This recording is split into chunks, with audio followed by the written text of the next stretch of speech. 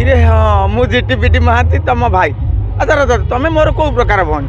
ଭାଇ କହିକିରି ଶୋଇପଡ଼ିଲେଣି କ'ଣ? ଇରେ ମୋ ବୋଉ ଯେତେବେଳେ ମୁଁ ଯେତେବେଳେ ଘର ଛାଡ଼ିକି ଆସିଲି ମୋ ବୋଉର ତ ପିଲାପିଲି ହେବାର ନଥିଲା। ତା ଛଡ଼ା ତମ ବୟସ ମୋ ବୟସ ଯେତିକି ଡିଫରେଣ୍ଟ କରୁଛି ତାମାନେ କ'ଣ ମୁଁ ଘର ଛାଡ଼ି ଆସିବା ପରେ ମୋ ବାପା ବୋଉ 20 ବର୍ଷ ପ୍ରୋସେସିଂରେ ଥିଲେ? ବହୁତ ଖୁସିର କଥା। ସ୍କୁଲ ବେଳରୁ ଭାରି ବାଳୁଙ୍ଗା ଥିଲି। ଷଷ୍ଠରୁ ଗୋଟେ ଝିଅକୁ ଆଇ ଲଭ୍ ୟୁ କହି ବହୁତ ପ୍ରହାର ଖାଇଥିଲି। ସପ୍ତମ ଅଷ୍ଟମ ନବମ ଦଶମ ପ୍ରତ୍ୟେକ ଶ୍ରେଣୀରେ ମାଡ଼ ଖାଇଛି। ପ୍ରଥମରୁ ଡ୍ରାମା କରୁଥିଲି।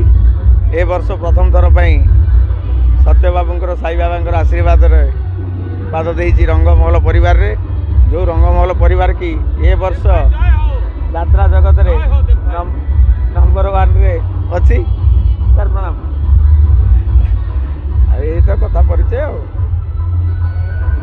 ଯାତ୍ରାକୁ ଆପଣ ମାନେ ଆପଣଙ୍କ ଯାତ୍ରାରେ ହାଉସଫୁଲ୍ ଲୋକ ଆପଣଙ୍କ କମେଡ଼ି ଶୁଣିବାକୁ ବହୁତ ହାଉସଫୁଲ୍ ହେଉଛନ୍ତି।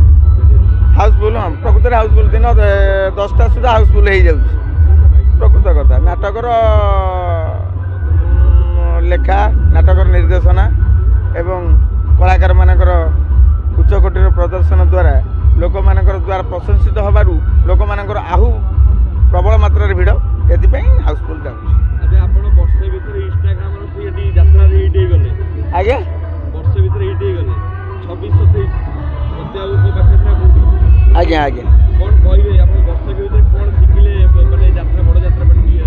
ବଡ଼ ଯାତ୍ରା ପାର୍ଟିର ଏଇ କଥାଟା ପ୍ରତ୍ୟେକ ଡାଇଲଗ୍ରେ ଯେଉଁ କଳାକାରମାନେ ଅଛନ୍ତି ପ୍ରତାପ ରାଉତ, ଜୀବନ କବି, ମୁନୁ ପଣ୍ଡା ଏବଂ ଟେକିନା ପାଣିଗ୍ରାହୀ ଆଉ ଜିତା ଅପା ଯେଉଁ ସିନିୟର କଳାକାରମାନେ ଅଛନ୍ତି ତାଙ୍କଠାରୁ କିଛିଟା ଶିଖିଲୁ। ଡାଇଲଗ୍ ମଡୁଲେସନ୍ ବସେଇବାଟା ଏବଂ ଯାତ୍ରା ପାର୍ଟିର ଶୃଙ୍ଖଳିତ ଭାବରେ ଚଳିବାଟା ଏଇଟା ହିଁ ଶିକ୍ଷା ମିଳିଛି।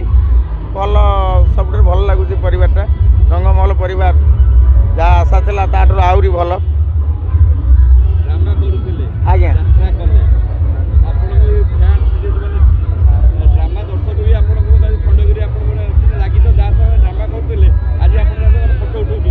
ଆଜ୍ଞା ଆଜ୍ଞା ଆଜ୍ଞା କେମିତି ଲାଗୁଛି ଆପଣଙ୍କୁ? ବହୁତ ଖୁସିର କଥା।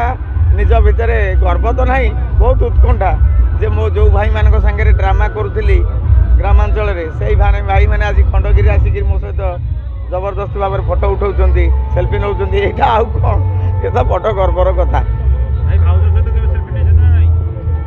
ମୋ ମିସେସ୍ ଆସିନି, କହୁଛି ଆସିବ ବୋଲି। କ'ଣ ଆସିବ କି ନ ଆସିବ ସେଇଟା ଗ୍ୟାରେଣ୍ଟି ନାହିଁ। ନହେଲେ କାଲି ଯାହା ହଉ ଗୋଟେ ଯାହାକୁ ଜଣେ ଠିଆ କରିକି ମିସେସ୍ କହିକି ଠିଆ କରି ଆପଣମାନଙ୍କ ଆଗରେ ଠିଆ କରିଦେବି। ନାଇଁ ଆରେଞ୍ଜ ନାଇଁ ନାଇଁ ଲଭ୍ ମ୍ୟାରେଜ୍ ନାହିଁ। ଲଭ୍ ମ୍ୟାରେଜ୍ କଲେଜ କିନ୍ତୁ ସ୍କୁଲ ବେଳରୁ ଭାରି ବାଳୁଙ୍ଗା ଥିଲି। ଷଷ୍ଠରୁ ଗୋଟେ ଝିଅକୁ ଆଇ ଲଭ୍ ୟୁ କହି ବହୁତ ପ୍ରହାର ଖାଇଥିଲି। ସପ୍ତମ ଅଷ୍ଟମ ନବମ ଦଶମ ପ୍ରତ୍ୟେକ ଶ୍ରେଣୀରେ ମାଡ଼ ଖାଇଛି। ହିରୋ ଭଳିଆ ଭାଇଟା ମାଡ଼ କାହିଁ ଖାଇଲେ? ନାଇଁ ହିରୋ ଭଳିଆ ଝିଅମାନଙ୍କୁ ଜବରଦସ୍ତି ଆଇ ଲଭ୍ ୟୁ କହି ମାଡ଼ ଖାଇବି ନାହିଁ। ସିଏ ମୋତେ ଭଲ ପାଇବେନି। ସେ ମୋଠୁ ମୁଁ ଭାରି ଗେଡ଼ା ଥିଲି। ମୋଠୁ କଲେଜ ବେଳେ ବି ବହୁ ପ୍ରହାର ସେ ସବୁ ଅଛି। ସେ ସବୁ କିମ୍ବଦନ୍ତୀ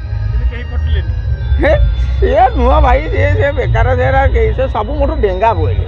ଆଚ୍ଛା ଆପଣଙ୍କର ଛୋଟ ଗୋଟେ ଭାଇରାଲ ଡାଇଲଗ୍ ଏ ବର୍ଷର ଭାଇରାଲ ଡାଇଲଗ୍ କୋଟି କୋଟିର ଜବରଦସ୍ତ ଡାଇଲଗ୍ ଗୋଟେ ଅଛି। ଇରେ ହଁ ମୁଁ ଜିଟିପିଟି ମହାନ୍ତି ତମ ଭାଇ।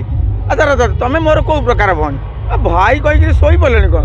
ଇରେ ମୋ ବୋଉ ମୁଁ ଯେତେବେଳେ ଘର ଛାଡ଼ିକି ଆସିଲି ମୋ ବୋଉର ତ ପିଲାପିଲି ହେବାର ନଥିଲା। ତା ଛଡ଼ା ତମ ବୟସ ମୋ ବୟସ ଯେତିକି ଡିଫରେଣ୍ଟ କରୁଛି ତାମାନେ କ'ଣ ମୁଁ ଘର ଛାଡ଼ି ଆସିବା ପରେ ମୋ ବାପା ବୋଉ 20 ବର୍ଷ ପ୍ରୋସେସିଂରେ ଥିଲେ? ଏଇଟା ହେଉଛି viral dialogue. Crore crore double କୋଟି। ବଢ଼ିଆ ଲୋକ, ଆଧ୍ୟାତ୍ମିକବାଦୀ ଲୋକ। ଚିନ୍ତାଧାରା ତାଙ୍କର ସଦାବେଳେ ସ୍ୱଚ୍ଛତା। ପ୍ରତ୍ୟେକ A to Z ଯେତେକ ଆମର ପାର୍ଟିରେ 140 ଜଣ ଯେଉଁ ମେମ୍ବର ଅଛନ୍ତି କଳାକାର ଠାରୁ ଟେଣ୍ଟ ବାଉଁଶ ପୋତିଆ ପର୍ଯ୍ୟନ୍ତ ସମସ୍ତଙ୍କୁ ସମାନ। କାହା ପ୍ରତି ମାନେ ଅଗ୍ରାଧିକାର ନାହିଁ କି କାହା ପ୍ରତି ଉଣାଧିକାର ନାହିଁ। ସମସ୍ତଙ୍କୁ ଗୋଟେ ଲାଇନ୍ରେ ବସାଇଛନ୍ତି। ସେଇଟା ବଡ଼ ତାଙ୍କ ପାଇଁ ମାନେ ଆମ ପାଇଁ ଗୋଟେ ଗର୍ବ ଯେ ସତ୍ୟବାବୁ ଭଳି ମାଲିକ। ମୁଁ ପାଖାପାଖି ଆମେ 55 number committee 55 number camp 55 number କ୍ୟାମ୍ପରେ ପାଖାପାଖି 53 ନମ୍ବର କ୍ୟାମ୍ପରେ ସତ୍ୟବାବୁଙ୍କର ପ୍ରଶଂସା ଆମେ ଶୁଣି ସାରିଛୁ। ଆପଣ ଲୁଜ୍ ପଏଣ୍ଟ କ'ଣ? ଆଜ୍ଞା କ'ଣ ଲୁଜ୍ ପଏଣ୍ଟ ଅଛି ଆପଣଙ୍କର? ମୋର ଲୁଜ୍ ପଏଣ୍ଟ କ'ଣ? ମୁଁ ଲୁଜ୍ ପଏଣ୍ଟ ତ ପାନ ଟିକେ ଖାଇ ଗୁଟକା ଟିକେ ଖାଏ ଆଉ କ'ଣ। ଭାଇରାଲ ଛୁଆ ସବୁ କହୁଥିଲେ ଏ ବାଳୁଙ୍ଗା ରାଗ। ଆମ ସେଇ ଡ୍ୟାନ୍ସ ପିଲା ସବୁ ସାଙ୍ଗସାଥି ତ ମୋର ଗୋଟାଏ ମୋର ସମସ୍ତଙ୍କ ସାଙ୍ଗ। ଟେଣ୍ଟ ପିଲାଙ୍କ ସାଙ୍ଗରେ ସାଙ୍ଗ, ଆମର ଷ୍ଟେଜ୍ ପକାଳିଙ୍କ ସାଙ୍ଗରେ ସାଙ୍ଗ, ଲାଇଟ୍ ବାଲାଙ୍କ ସାଙ୍ଗରେ ସମସ୍ତଙ୍କ ସହିତ ମୋର ସମାନ। ମୋର ନା ଗର୍ବ କାହିଁ କରିବି? କ'ଣ ଗର୍ବ କରି 47 ବର୍ଷ ଭିତରେ ଗର୍ବ କରିକିରି କିଏ କ'ଣ କରିଗଲା ନା କ'ଣ? ମୁଁ କ'ଣ ଗର୍ବ କରିକିରି ହେବି ଅମ୍ବାନୀ ମହୋଦୟ? କ'ଣ ଗର୍ବ କରିବି? ଧନର ଗର୍ବ ନା ଦଲ? ମୋର ତ 3ଟି ଝିଅ, ଗର୍ବ କାହିଁ କରିବି? ଗର୍ବ ଭାବନି। ଆଜ୍ଞା ପ୍ରବଳ ଲକ୍ଷ୍ମୀ। ମୁଁ ଯେତେବେଳେ ଝିଅମାନଙ୍କୁ ବାହାର କରି ସେତେବେଳେ ସୁନା ରେଟ୍ ଯେଉଁ ଭଳିଆ ହେଲାଣି, ଗୋଟିଏ ଗ୍ରାମ ବି ସୁନା ଦେବିନି। ନା ଆଣିବି କାହିଁକି? ସେ ତ ଛାଁକୁ ସମୁଦ୍ରୀ ମାନେ ଆସିବେ ମୋ ପାଖକୁ, ଆଉ ମୁଁ ଦେବି କାହିଁକି? ନା ନା ସେ କଥା ନୁହଁ। ସେମାନେ ମାନେ ମୋତେ ହାତ ମାରିବେ ଯେ ଦିଅନ୍ତୁ ଆପଣଙ୍କ ଝିଅକୁ ଆମେ ବୋହୂ କରିକି ନେବୁ। ଯୌତୁକ ଟଙ୍କାଟା ଦେବାର ନାହିଁ, ଓଲଟା ସମୁଦ୍ରଠୁ ପାନ ଗୁଟକା ଖାଇକିରି ରାଜା ଭଳିଆ ବସି। ନାଇଁ ସ୍କୁଲ ବେଳୁ ଛୁଆ ବେଳେ ଶିଶୁ କଳାକାର, 3ରେ ପଢ଼ିଲା ବେଳେ ଶିଶୁ କଳାକାର, 5ମ 6ଠ 7ମ 8ମ ପର୍ଯ୍ୟନ୍ତ ଶିଶୁ କଳାକାର। ମରିଗଲେଣି ଆମର ଦେବୀରଥ, ଯେ ମୋ ଗାଁ ଏରିଆର ଲୋକ, ମୋ ଘର ପାଖାପାଖି ଲୋକ, ପାରାଦୀପ ଗଡ଼ର ଦେବୀରଥ, ସିଏ ଥିଲେ ମୋ ଗୁରୁ।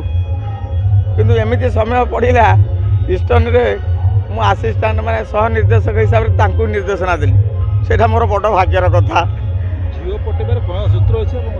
ଝିଅ ପଟେଇବାରେ କିଛି ନାହିଁ। ଝିଅ ପଟେଇବା ଟଙ୍କା ହେଲେ ଝିଅ ପଟିବ, ନହେଲେ ବିନା ଟଙ୍କାରେ ଝିଅ ପଟିବେନି। ହଁ ସେଟା ମିଛି ସେଟା ବେକାରିଆ କଥା। ସେ ମିଛରେ ସେ ମିଛରେ ଗୋଟେ ଫେୟାର ଆଣ୍ଡ ଲଭଲି ଦେବା ପାଇଁ ମୋ ପାଖରେ ପଇସା ନେଇ, ମୋତେ କାହିଁ ଝିଅ ପିଲା ନେବେ? ମୁଁ ଆଉ ଝିଅ ପିଲା ଅବସ୍ଥାରେ ଅଛି ନା, ମୁଁ ଆଉ ବୁଢ଼ା ହେଲେଣି ସବୁ, ଆଉ କ'ଣ ଝିଅ ପିଲା? ଆଜ୍ଞା ଆଜ୍ଞା ଷ୍ଟେଜ୍ ଉପରେ ହଁ, ଏଇ ଆମର ଚଳିତ ବର୍ଷର ନାଟକ କାନ୍ଦୁଛି କେବଳ ତୋରି ପାଇଁ ନାଟକରେ ଚପଲ ନୁହଁ, ଗୋଟେ ଲୋକ ମୋତେ ପାଣି ବୋତଲରେ ବାଡ଼େଇଥିଲେ। ସେ ବୋଧେ ବାଲେଶ୍ୱର କ୍ୟାମ୍ପରେ ସେ ଚରିତ୍ରର କ୍ୟାରେକ୍ଟରଟା ଥିଲା। ମୁଁ ଆମର ଯେ କୋ ଆର୍ଟିଷ୍ଟ ହିରୋ ମୁନୁ ପଣ୍ଡା। ନାଇଁ ଭଲ ଲାଗିଲା, ଆକ୍ଚୁଆଲି ମାଡ଼ ଖାଇଲି ସତ, କିନ୍ତୁ ଭଲ ଲାଗିଲା। ବୋତଲରେ ପାହାରେ ପକେଇଥିଲେ ପଛକୁ, ମୁଁ ରିଟର୍ଣ୍ଣ କଲାବେଳେ ପକେଇଲେ ବାଡ଼ି। ଆଜ୍ଞା ଆଜ୍ଞା କାନ୍ଦୁଛି କେବଳ ତୋରି ପାଇଁ କୈଳାସ ସାରଙ୍କ ନାଟକ, କୈଳାସ ମଲ୍ଲିକ ଏବଂ ନିର୍ଦ୍ଦେଶନା ଯୋଗେନ୍ଦ୍ର ମଲ୍ଲିକଙ୍କ ନାଟକ। ବଢ଼ିଆ ନାଟକ, ଭଲ ସର୍ଟ ନାଟକଟି, 4 ଘଣ୍ଟାରେ ନାଟକ, ଭଲ ନାଟକଟା ଆମ ପରିବାର।